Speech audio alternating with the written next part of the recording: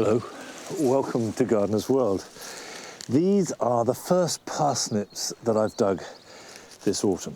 It's a variety called Tender and True. And these roots look good and they smell delicious too. I love that parsnippy smell. And the reason why I'm digging them today is because last night we had our first frost of the season. And they always say that parsnips taste better once they've had a frost because that intensifies the sugars in the root. And although it was really cold when I got up this morning, the sun has burnt through, the light is glorious, the sky is blue, and the garden is still looking good.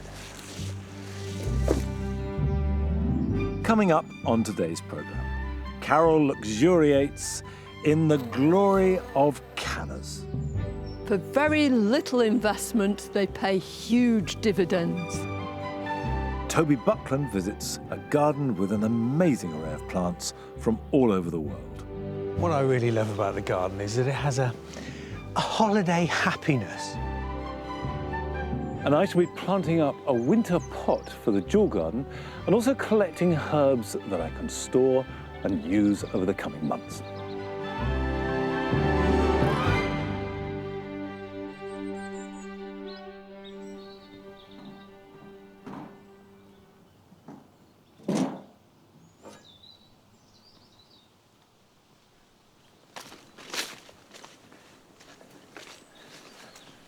The spring garden is only just beginning to emerge from its summer dormancy. And by about November, December, we'll start to see new shoots coming through. But one plant has remained undimmed by drought, sunshine, or pretty much total neglect. And this is the Smilacina, Smilacina racemosa.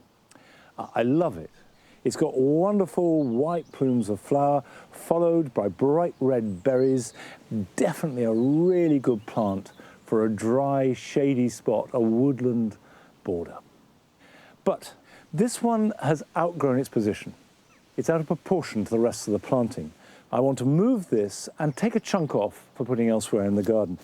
One of the advantages of moving plants in autumn is that whilst they've still got their full growth, even if it's beginning to fade a little bit, you can get the proportions right. And the soil is still warm.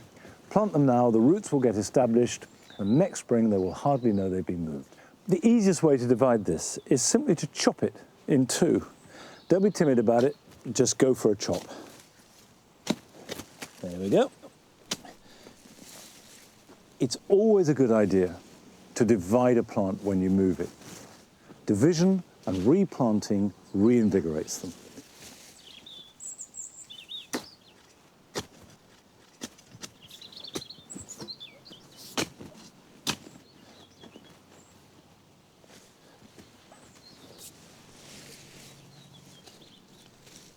Firm around the roots really well, and then you can see the sort of scale that it's going to be, and at this point cut it back to the ground, and that takes any possible stress off the roots, and then of course water it well, and that's all you have to do.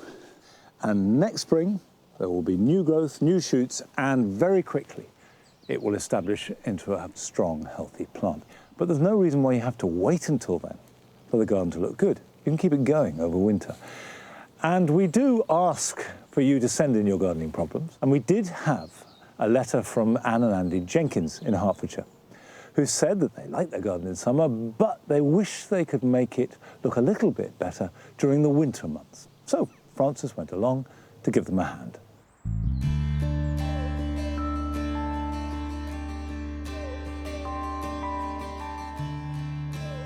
Winter doesn't mean our gardens need to look bleak and bare.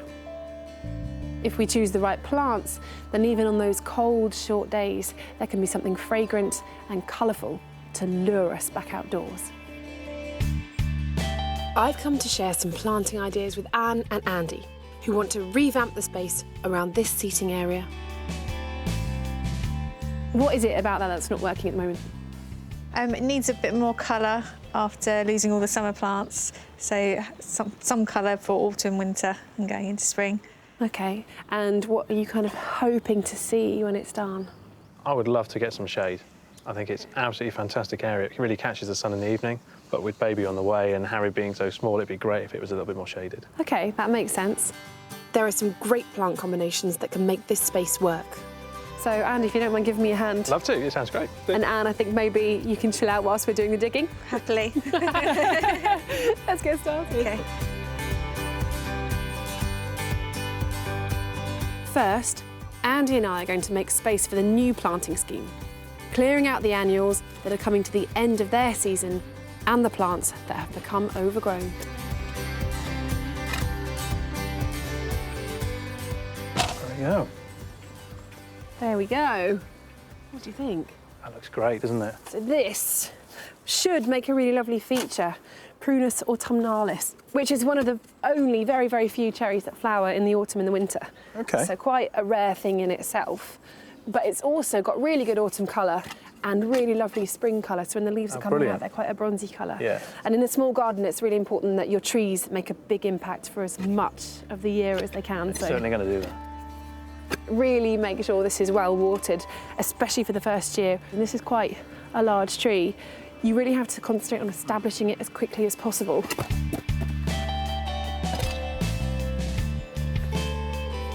we have a look? OK. That looks brilliant, doesn't I it? like that. Yeah, that looks fantastic there. Suddenly it's so much more three-dimensional. It's really added some structure and some interest as well.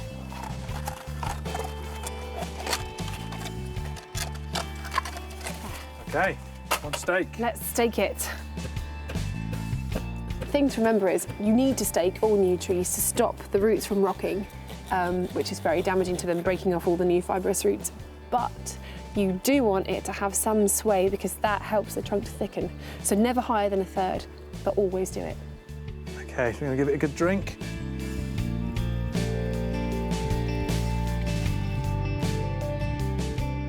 As well as the beautiful prunus, I want to add some midwinter structure, and nothing does that better than a cornice. Coloured stem varieties of cornice brighten up any border during the winter months. This is Flaviromea, and it's got bright yellow stems that if you cut them back in about February time, it will shoot up and the following winter will be full of colour. But as well as that, it has autumn colour on the leaves and some lovely white blossoms. I'm going to leave Andrew to plant that one, and I'm going to meet Anne around the front. Anne, I see you're a fan of containers. I am, yes. Lots of pots. So I thought some nice winter containers would be nice for you. So I've gone for some hellebores. Few plants light up a winter garden like hellebores. These perennials come in a stunning range of colours and are one of the stars of the garden, flowering as early as December right through to March. And then just some classic violas around the edge.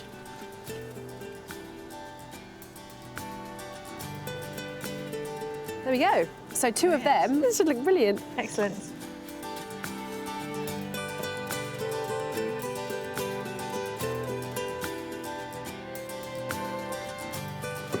There. That's great. They look nice, don't they? Yes. But as well as things that look good, I also wanted to bring in some fragrance to the front of the house too.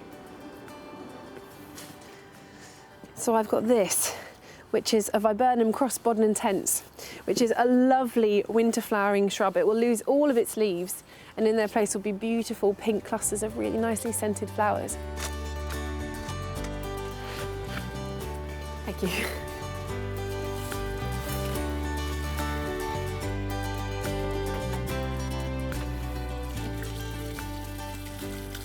Now make sure you keep that really watered at least for the first year and feed it a lot through the summer so it can build up all the reserves it needs to flower in the winter.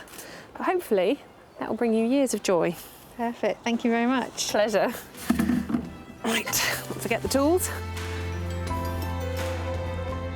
Now it's time to plant up the rest of the border in the back garden, and all the family, including little Harry, have come to give me a helping hand. So these will all go underneath here.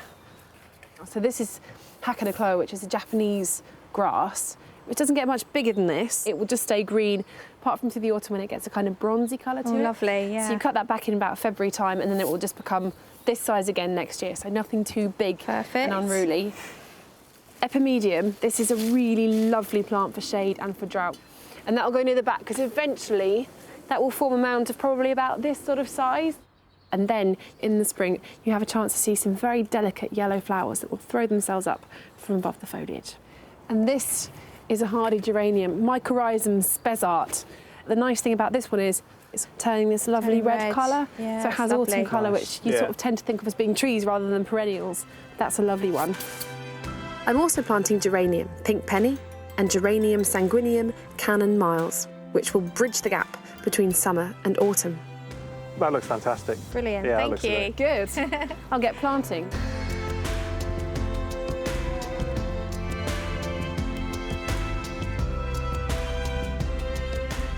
Finally, I'm adding crocus and daffodil bulbs for early season colour. But snowdrops are a classic bulb for the winter months. Either plant them in the green after flowering or when they're in bloom in the winter. Does that look good? Oh, yeah, What do you think? brilliant.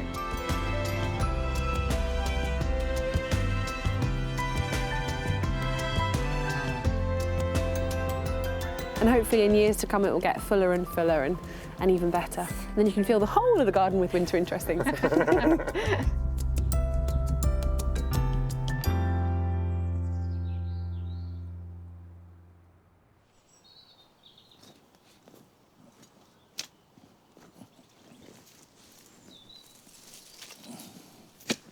Whilst, of course, any colour that you can bring into the garden in the middle of winter is going to be cheery, I do think the key is structure. And if that looks good, be it through trees, hedges, then the garden can only get better as colour starts to work its way back in.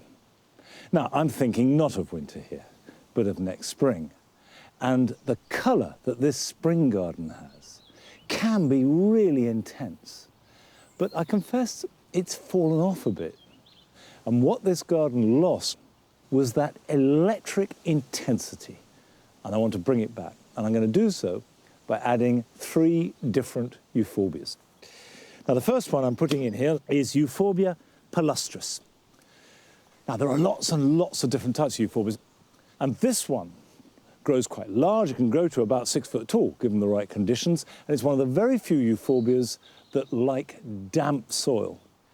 But do not plant it in a bog garden next to a pond, because the sap that comes from euphorbia can kill fish within minutes. So keep them away from ponds. But before I start to handle and plant it, I'm going to put on some gloves, because the sap is an irritant. So this is one of those plants where you should always wear gloves when you're handling them. Other than that, it's very simple. Just take it out and pop it in the hole. A tip for a moisture-loving plant is dig the planting hole, then fill it full of water and let the water drain away. And what that does is it gets water down below the roots. So the roots will grow down and reach it. And next year, when it gets very dry, there are deep roots that will suffer much less from drought. Now, this will give you, as well as that intense, new, zingy growth in spring, some colour in winter, because you've got these coral-coloured pink stems. Now, this next euphorbia is Euphorbia martinii. It likes a bit more drainage and is better in drought than the palustris.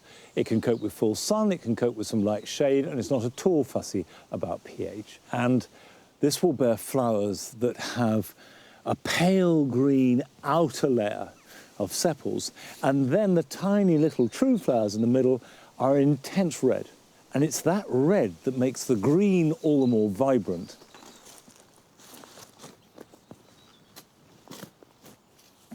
Don't mind me, Nigel. Now, this has got more of a matted root, and let's just break it up a little bit. So that can go in there. And that will grow about 3-4 foot tall. Now, the final euphorbia that I'm going to plant is the smallest of the lot. This is Euphorbia amygdaloides, and this is the perfect one for dry woodland shade. Now this is about as much sun as this particular spot gets. And this old hazel has got roots that suck up moisture. So not many plants feel comfortable here. The wood spurge will be quite happy. And it is a really good plant for those awkward corners. Now there are lots and lots of euphorbias to choose from, but these three will be all part of a specific job, which is to rejuvenate this spring garden. And there's no question that all gardens need a boost every few years, and that is the way you keep them looking as good as they possibly can.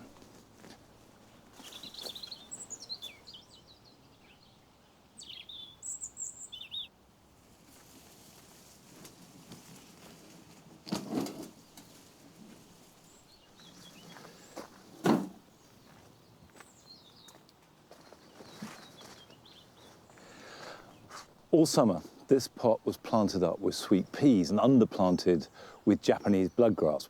Now, I don't want to leave this empty for the winter, but I'm not going to put colour in it. What I do want to add is structure, because green structure can be just as powerful as colour if you use really strong elements. Now, if you've got a really big pot, a good tip that we saw from Arit last week was to put old plastic pots that you don't have a use for in the bottom to bulk it out. And by the way, if you've got any ideas of how best to use pots that can't be recycled, then let us know via social media. Now, I don't need to do that here because I want to keep quite a lot of the soil. However, I do want to move some because I need to plant some tulips that will give me colour in spring, and they need to go quite deep. Now, I'm going to put a layer of grit because all I want to do is to make sure that the tulips aren't waterlogged. You can see it's quite deep. Tulips have much stronger stems the deeper you plant them, and they can easily be a foot underground. This is a tulip called ballerina. It has an intense orange flower, and it's a lily-formed tulip. It's got pointy petals, starts flowering round about the middle of April and goes on into May. Now, you will perhaps be wondering why I'm planting tulips at the beginning of October, when all advice normally is don't plant tulips till November. And that's because I'm putting them in a pot. The reason why you plant them in November is to avoid tulip fire, which is a fungal problem that is resident in the soil. However, in a pot, where I know that there is no tulip fire in the pot, there's no reason why you can't plant them now. Put them around the outside, and they will grow up through some of the planting, but not the centerpiece, so I've left that free. Right, they are beneath a nice blanket of soil. And the centerpiece is going to be this box, like that. It's Buxus sempervirens hansworthiensis, which is a particularly thick-leafed, fast-growing box that has proved pretty much blight resistant. And this one, for example, I've grown from a cutting and hasn't been pruned in any way at all yet. But in a year or two, this will make a good cone. Now, it's only going to spend this winter here, and then I will move it and grow it on. And all the cones in the cricket pitch in the pots there started life at least as unshapely as this. Now, obviously, this doesn't look remotely like a cone or any kind of shape, but in there is a leader. This stem is fairly upright, so if I just take that off there, that then is the top of my cone. Because that's my top, I'm just going to take that off and that one off. That is enough to start with. Now, this doesn't look spectacular, it doesn't look crisp, but when everything else is derelict and empty, the box adds substance. And that's what you need to get you through the grey winter days. Now, a plant that has no greyness about it at all, but is dancing through these autumn days with real elegance and grace, is the nerine. And last year, we joined a nerine fancier, Mark Heath, as he went to visit a garden full of them near Shrewsbury in Shropshire.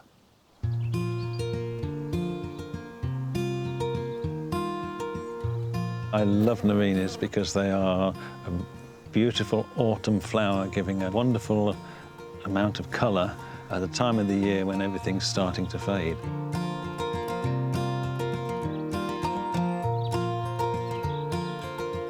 There's about 23 species altogether, different Narinis, all originating in South Africa. Bowdenii is the most commonly grown Narini within the United Kingdom, but there have been many questions about the hardiness of each particular cultivar. One of the reasons why I have grown to love Narinis was because when I first joined the RHS, I went to a meeting of the Narini and Amaryllis Society, and I then met Margaret Owen. And Margaret Owen was an incredible plantswoman of her time. She held the national collection of Bowdenii here in her Shropshire garden, and she was totally convinced they were hardier and more versatile plants than given credit for. She would just be pointing her stick and said, "Get it out there, get people to know what a wonderful plant it is."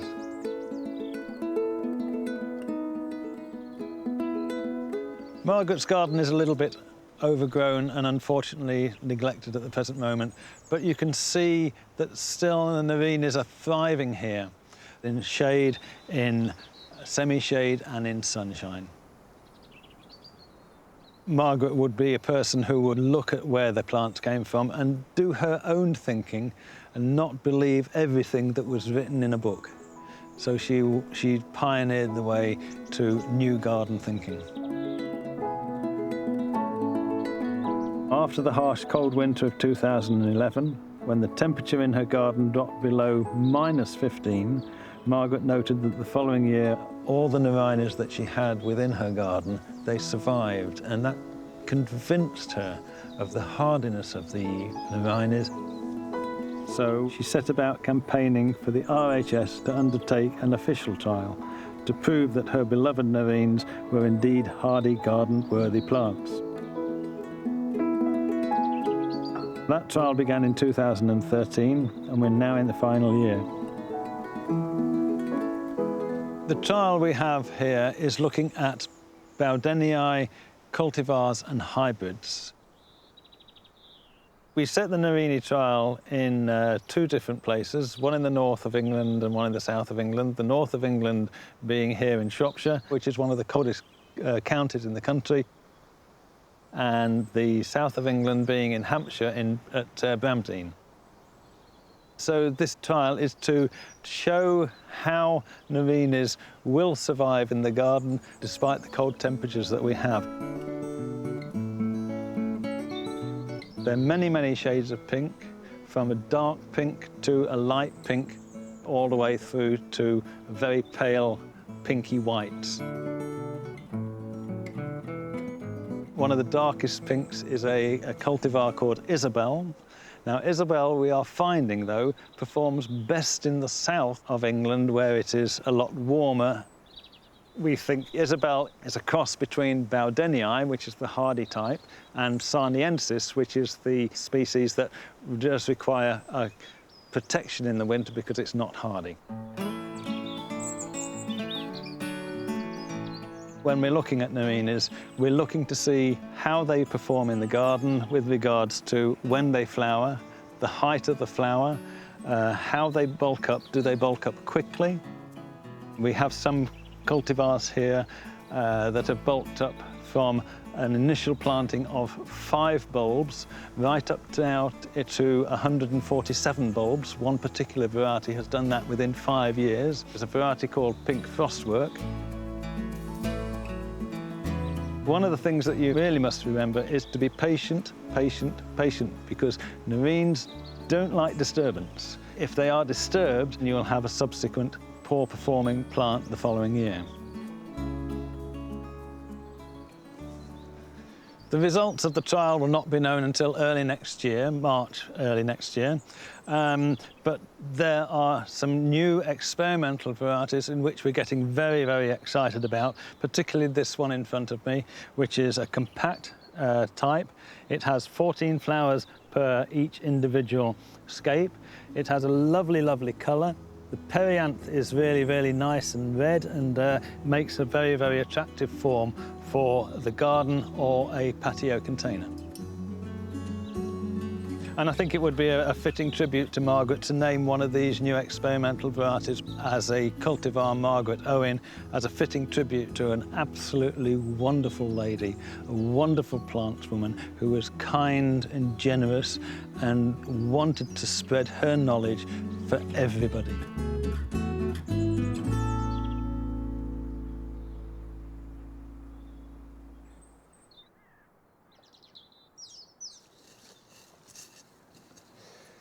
If that has inspired you to grow nerines for the first time, you can go to our website where you will find the results of that RHS trial, and there is a list of 11 of the Bowdenii group that have been given their Award of Garden Merit, and that pretty much guarantees that they will do their stuff and they will do it well in most gardens. Now, the one thing I would say, that if you live in a coldish area like Longmeadow and it is wet and you have heavy soil, which is what we have here, then probably it is better to grow them in pots. Now this is a variety called Nerine flexuosa alba, and it is less hardy than the Bowdenii groups, but it's very beautiful. And I just love that combination of sort of floral energy and dynamism combined with graceful elegance. Now, still to come. Nick goes to Lancashire to visit a garden that has run wild, but as a result has a remarkable collection of fungi. They're like the classic fairy tale mushroom, aren't they? They're beautiful. They're absolutely stunning. But first, Toby Buckland visits the garden of Margaret Jewell in Barnstaple, Devon, which she has been making over the last 30 years.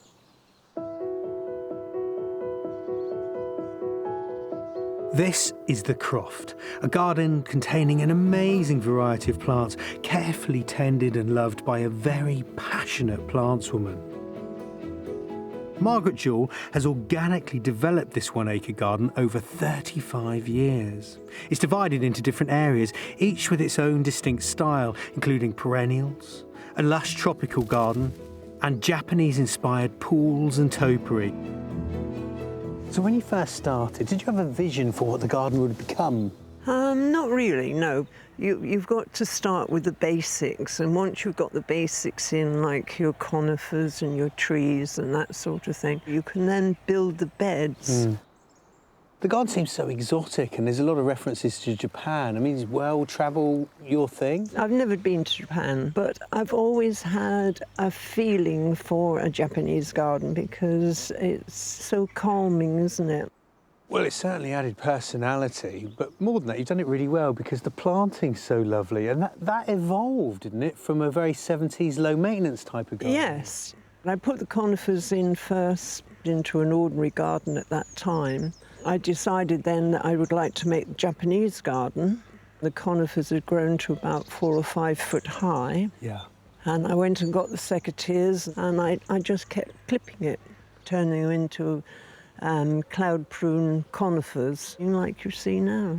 But you've done the woodwork for the summer houses yourself. Yes, I was a dressmaker, so I knew how to measure things, and if you measure things correctly, your wood will then fit in as long as it's cut precisely.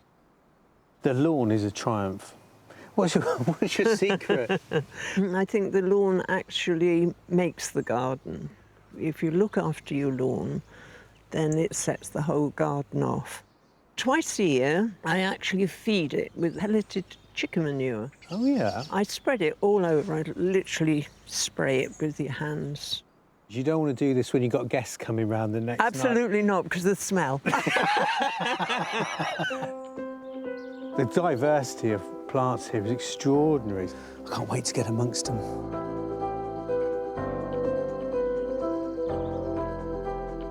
What I really love about the garden is that it has a holiday happiness, because it's filled with plants that you might see on vacation, particularly if you go on holiday abroad.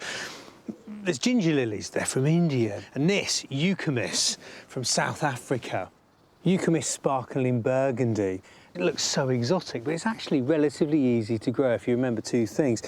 It's a bulbous plant that likes sun, and you've got to plant the bulb deep to keep it out from the frost. The other thing to know is that slugs love it, particularly when the leaves are emerging from the ground in May. But if you protect them then, you get these lovely waxy inflorescences in summer, topped with a Carmen Miranda-like hat. It's shaped like a pineapple. It's just a wonderful thing. The border design plays its part as well. You see how it's sort of sinewy and relaxed, and that's echoed in other parts of this garden with the island beds as well. Now, serpentine designs are functional, particularly on south-facing borders. You see, it throws the front of the border into sunshine, which suits the echeverias and succulents like aloes. Meanwhile, at the back of the border, it makes it look fuller, as if it's burgeoning straight from the forest or the jungle.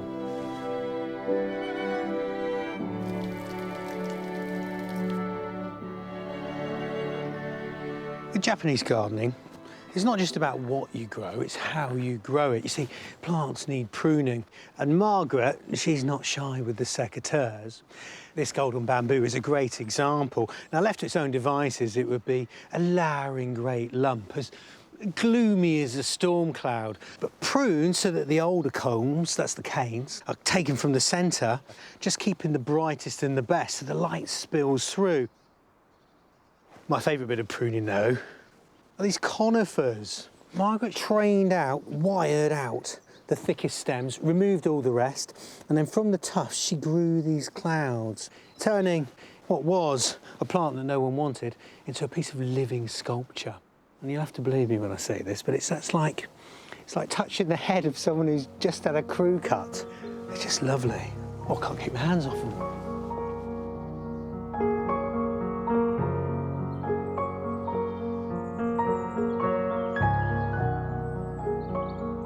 As well as the latest plants and contemporary planting ideas, there are also older ideas that have been honed to perfection, like island beds. And they work best when you remember these simple tricks. The first is have more than one of them and lay them out across the ground so that they're in a kind of paisley pattern, or yin and yang, spinning in on themselves, because that guides your eye to the parts in between. One other thing, on the corners, always look for architectural plants, plants with an interesting shape, or evergreens, because they'll add a bit of interest, even in winter when everything else has gone to ground.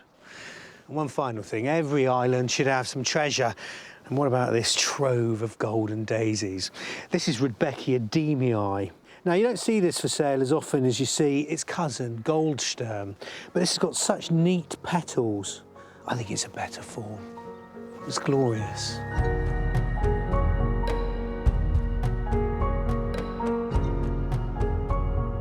In any garden, change is the only constant. And I think in the 35 years plus that Margaret has gardened here, she's embraced change, looked for new varieties, but kept plants that others would have confined to the compost heap. And that gives this place something that even the great gardens often lack: character. And I love it.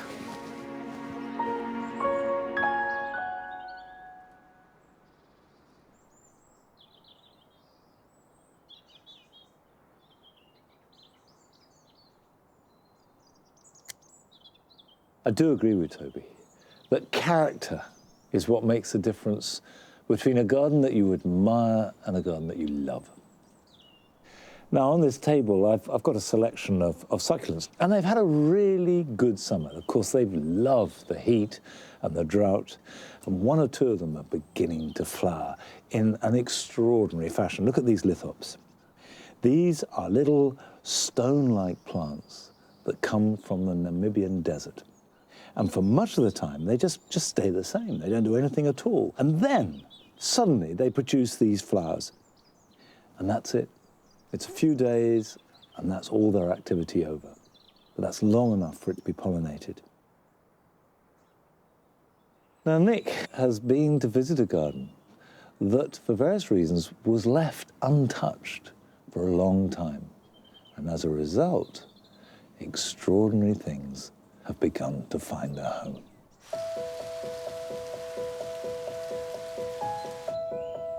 Just below Rivington Pike Moorland in Lancashire, are Rivington Terrace Gardens, which were built in the early 20th century by Lord Leverhulme, one of the great industrialists of his day.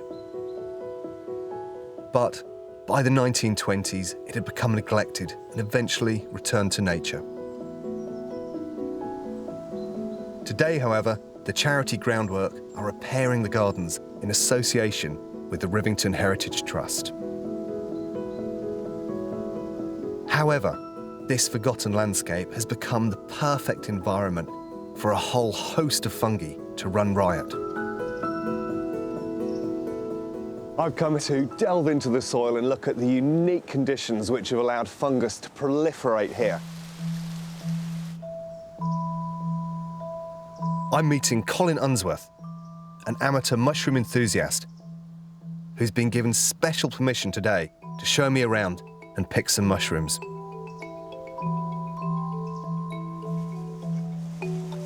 Here we go. Yeah. Look at this. Do you know, I haven't seen these for years and years and years. They're like the classic fairy tale mushroom, aren't they? They're beautiful. They're absolutely stunning. And this is fly agaric, right? Fly agaric, yeah. I'm just going to pick one of them just to show you the identification features. Look nice. So you can see it's kind of got this bulbous, swollen base, and then we've got like a floppy ring underneath. Okay, yeah. The white gills, this tells me what family of mushrooms it's in. Now, notice you're handling that quite freely, but it is a poisonous mushroom. Give your hands a wash before you eat anything. But yeah, I'm fine to handle this thing and then put it back down again. What is it about this place, this space, that's made it such a rich ground? Because of the derelict period, we've got all the leaf fall, we've got lots of standing dead wood, you've got wood rotting away on the floor, and it just creates a really rich environment, good soils.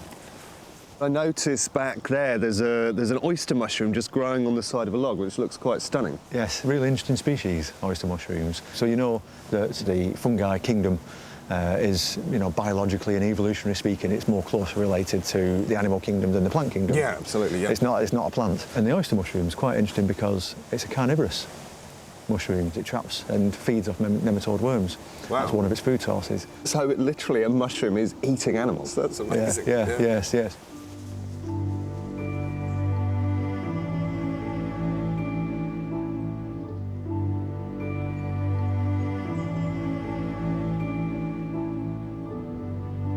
That's extraordinary. And this beautiful sort of tract here of crust fungus.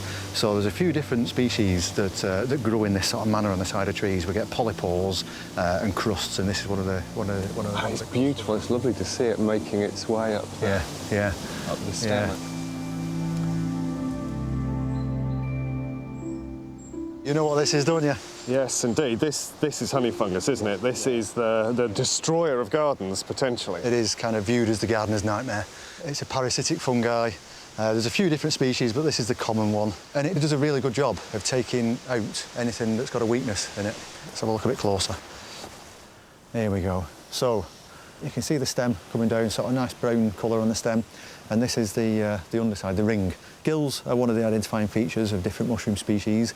And you can see with these that the gills are running in and attaching to the stem. And up on the top, you just get a few tiny little speckles on top in the middle there as the cap opens out, and that lovely sort of honey colour. I'm aware one of the other sort of identifiers are these black bootlaces people describe. There are. As. And these bootlaces can grow at a rate of up to about 1 metre a year. So this is why, if it becomes a problem, it can be, quite troublesome. So I suppose the only approach that gardeners can take, and I've certainly done in the past, is to select some of those woody species, trees and shrubs, that are that bit more resilient. Yeah. There are species you can choose which resist honey fungus better. The usual advice is just let it take its course.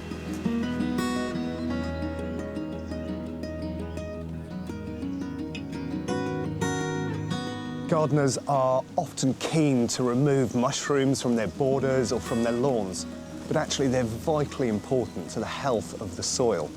A lot of mushroom species are able to break down plant material and thus return nutrients and minerals to the earth, ready for other plants to uptake. Mushrooms are the only species which are capable of breaking down the lignin in woody plants. And so without them, we just end up with huge piles of plant material everywhere. Some mushrooms engage in what's called a mycorrhizal relationship with plants.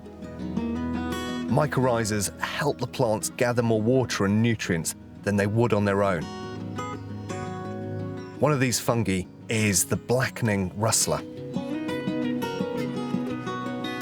I mean, this is a real beast of a mushroom, but it's actually only a tiny proportion of the whole organism, isn't it? Yeah, the actual organism spreads out in the soil. You don't see it for most of the year. What it does under the ground is it kind of wraps itself around the tree roots. So if you was to extract the tree roots, you'd see this sort of white coating all over them. And basically what it does is it helps the tree to get as many nutrients as possible out of the soil. And it gets a few things back in return for that, so they kind of benefit each other. So a mycorrhizal fungi, for example, you can grow a tree without that mushroom, but with that mushroom it'll grow so much better and so much more healthy, and yeah, it'll survive a lot better, yeah. Just a few mushrooms are villains in our garden, but the vast majority have a really important part to play. They're part of the eco-web, which is essentially the interdependence of plants, animals and fungi. And as such, they're absolutely vital to the health of our green spaces and, of course, our gardens.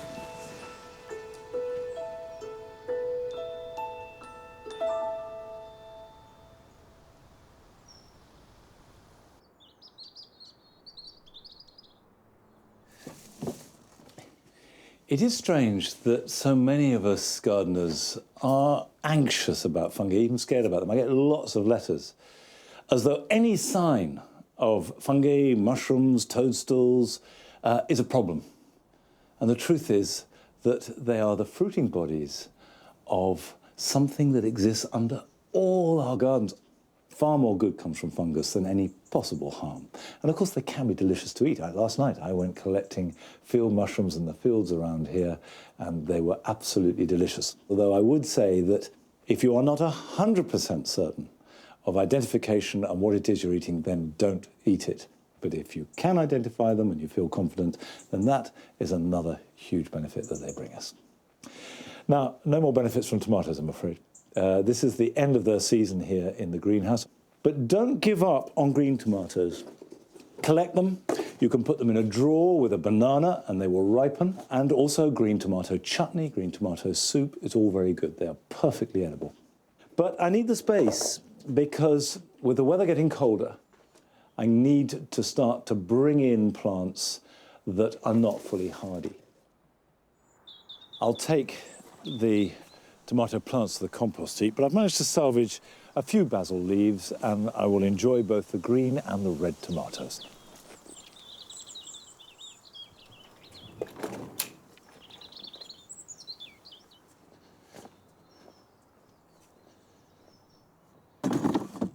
The herb garden that we began last year has just settled into place. It's taken 12 months, but it's now functioning.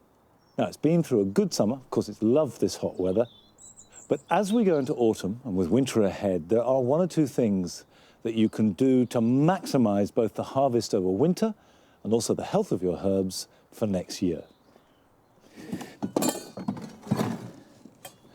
Now, over on this side, which is sunnier, I've got the more purely Mediterranean herbs in blocks. So we have sage, thyme along here, and then along this side, a mixture of oregano and marjoram. And you can see what happens if you don't cut them back. And what you get is just a few sparse leaves on what look like completely dead twigs. And that's what most Mediterranean herbs will do. Things like this marjoram plant. The center of the plant has got masses of new growth. So what I do is cut right back hard, and that's the key.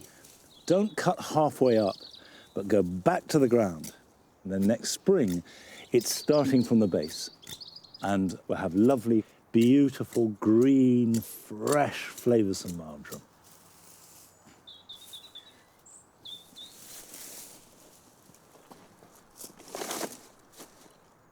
However, when you're collecting thyme, and you cut back into just dead wood, there's a risk that there'll be no regrowth.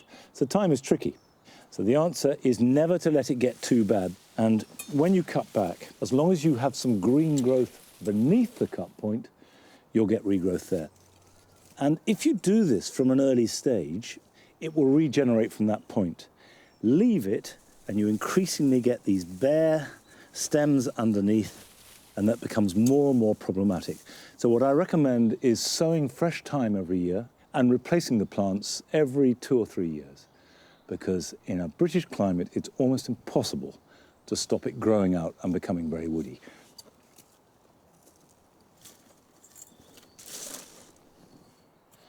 Now, this is one of my favorite herbs of the season. This is fennel. And you can see that here at Longmeadow, fennel grows majestically. And whilst during the summer, we use the foliage, at this time of year, it's the seeds that are wonderful.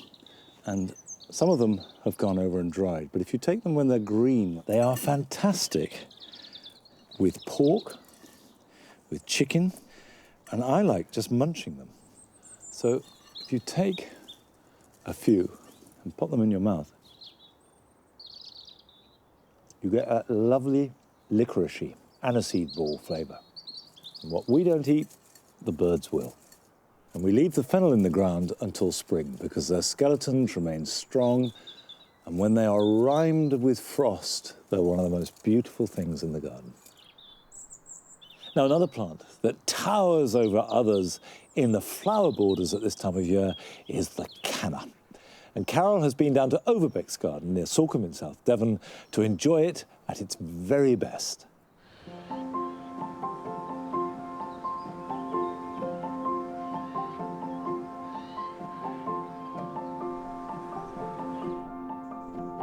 At this time of year, much of the colour in the garden is derived from little dainty flowers, airy-fairy.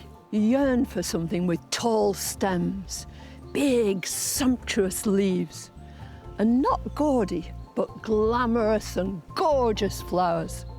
Nothing could provide it better than cannas.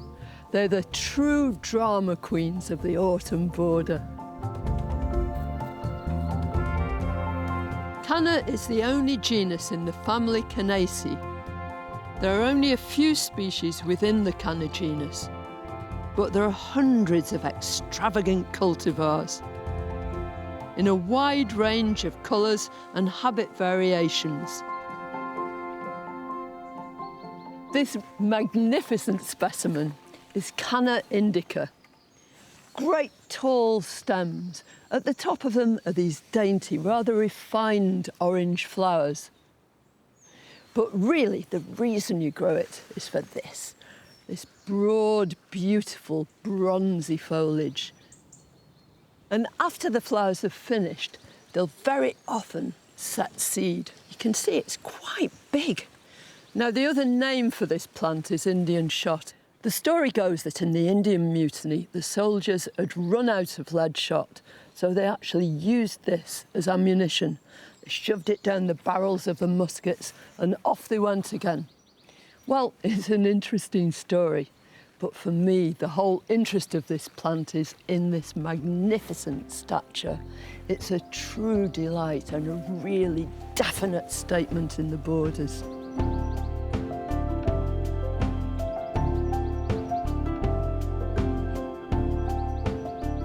This is Canna iridiflora rubra. It's unusual amongst cannas, possibly unique, because instead of its flower stems being upright and reaching for the sky, in its case, they're pendulous and very graceful. It's from Colombia and Peru, so it grows really high up in the Andes. But this plant has become quite familiar in British gardens. It's been here since the beginning of the 19th century or so, and it makes a really beautiful addition to this whole retinue of cannas.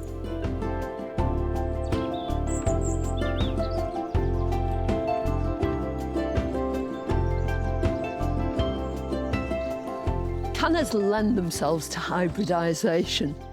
Some of them have been bred to have bicoloured flowers and some to have stripy leaves. In this case, Bengal tiger, it's got the lot. Not only are these gorgeous flowers orange and yellow, sumptuous and exotic, but they're complemented by these lovely big leaves with striations of green on a yellow background. and they look absolutely marvellous. So dramatic.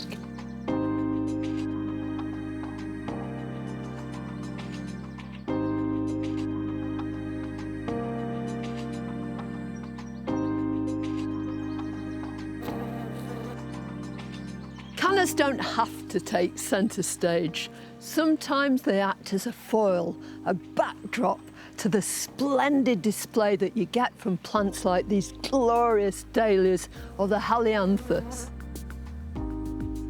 This is Dahlia Moonfire, beautiful with these yellow discs and bright orange centres. Or Dahlia David Howard in the foreground. But what really makes the picture is these big, tall stems, these gorgeous leaves with the bidens just here and there, slender stems between them. It's a glorious cacophony of colour. Cannas love rich, fertile soil. Make sure that they're never short of water and give them an occasional liquid feed if you want big, majestic plants with gorgeous flowers.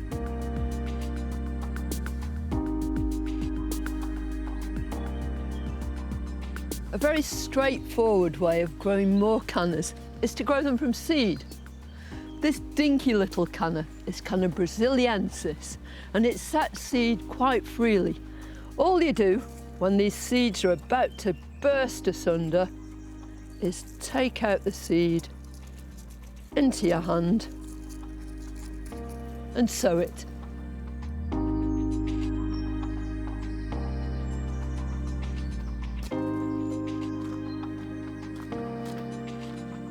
Well, I've got my lovely seed here, and if I were to sow it straight away, it might not germinate because canna seed has a very hard seed case. So before I do, I'm just going to scarify the seed. And all you need to do is make sure that you can actually see the white of the seed underneath. I'm going to station sow them. And all that means is I give each one of these compartments in a module tray. When they germinate and they've filled these pots with roots, I can move them on into a bigger pot without having any root disturbance at all. Now, the other way of propagating cannas is to divide them. I have here this great big chunk which we've just sliced off a big clump. As soon as you feel it getting really cold, dig up your cannas. Bring them indoors. As these leaves fade down, you can chop them off.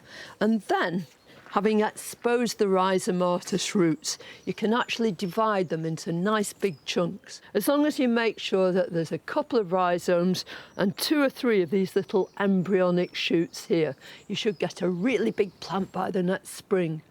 Pot them up individually, water them well initially, and keep them in a nice warm place to get them growing.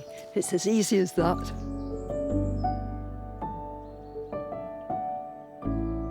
Cannas are such splendid plants. For very little investment, they pay huge dividends. Enormous, gorgeous, tropical-looking leaves. Beautiful flowers that look like the silk handkerchiefs from a magician's hat.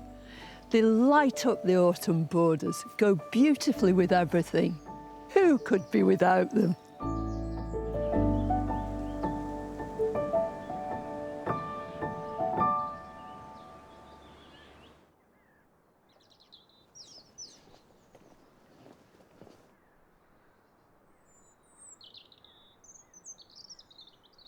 I do think this has been one of the best years for cannas that I can remember, and I'm growing more and more here. And in fact, they have been flowering enthusiastically since the middle of July, and they've gone right through till now. Now, over winter, we don't leave them out, but lift them and take them in. If you've got very free-draining soil and you live in the south and you don't get hard frosts, you mulch over the top of them, then you'll be okay. But we can't risk that. So, when the frost hits them and the leaves blacken, that's when we dig them up. We cut off all the flowering stems down to the ground and pot them into plastic pots that are just big enough to take the roots. And then we pack that round with old compost. And the idea being is we don't want them to grow. We're not trying to nourish them. We're just keeping them ticking over during the winter months. You can put them in a greenhouse, in a cold frame, in a porch. Even a shed is absolutely fine as long as it is frost-free. Water them once a week to keep them moist. And then in spring, they can be planted out after the last frost. Now, although this is tender, it will take some frost. But the banana behind the Ensete is completely tender. And we did have a touch of frost last night, and poor thing, it looked very bedraggled. However, it's recovered well, and I had planned to cut it down and dig it up and be ruthless and look after it. But I don't want to. It's looking great. It's recovered. There's no frost forecast for the rest of this week, so I think I'm going to put that job off for a few more days. But here are some jobs for the weekend that you can't put off.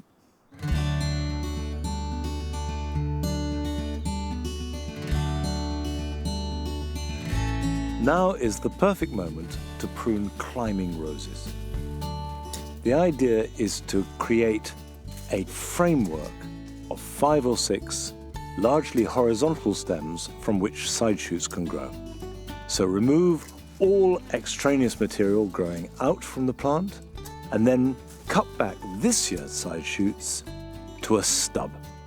And finally, tie in all loose material.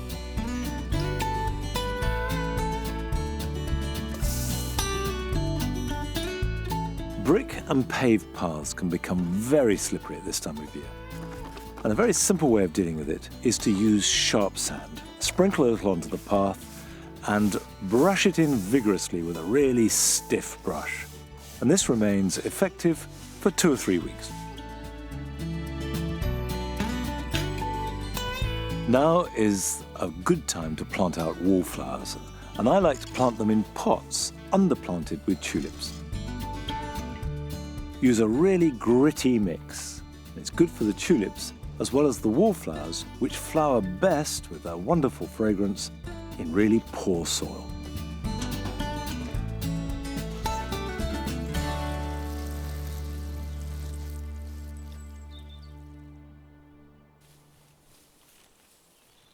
This is a variety of lettuce called saladin, which I haven't grown for years because it's very old-fashioned. And when I was a child, we often used to have them, and I thought they were a bit boring. But actually, it's delicious. It's crunchy, it's fresh, and it's got really good taste, and I can heartily recommend it. And the whole vegetable garden, although we're going into autumn, has got lots left to offer. There's plenty of time for really good harvests to come. But no more time tonight. That's the end of today's programme. I will be back here next week, of course, but at the later time of 9 o'clock. So I'll see you then. Bye-bye.